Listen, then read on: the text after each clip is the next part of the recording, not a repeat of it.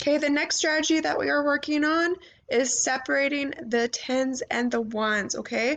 So 54, we know we have 5 tens, which means we have 50, and we have 4 ones, so we add 4, and then we are minusing or subtracting 23, so we have 2 tens, so that means it's 20, plus 3 ones, okay? 4 ones minus 3 ones equals 1 1. 50 minus 20, or 5 tens minus 2 tens equals 30, which equals 31. See how we got 31 for both strategies? All right. Which strategy did you use?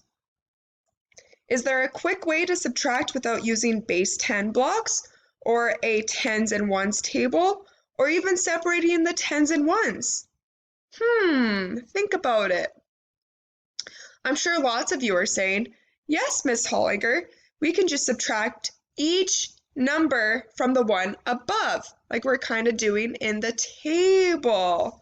Okay, so I want to try and do that. Let's try and do that.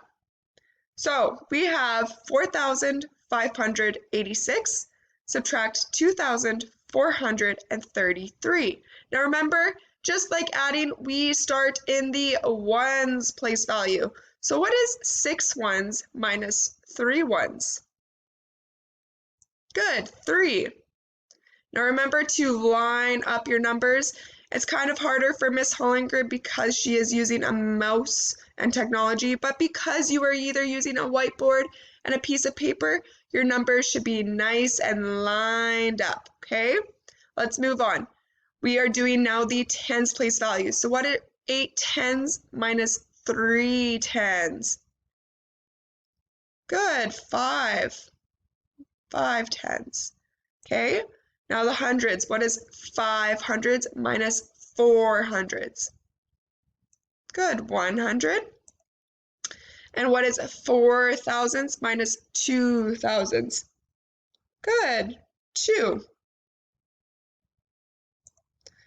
Good work, grade 4.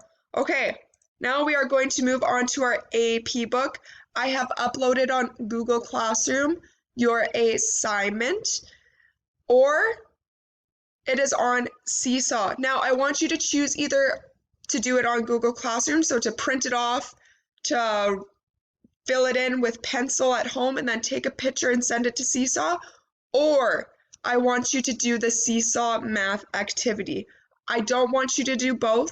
I also don't want you to submit your math on Google Classroom because lots of you are just submitting blank pieces of paper now. Okay, I want you to take a picture of your work and submit it on Seesaw. Okay, good luck, grade 4s. Have fun.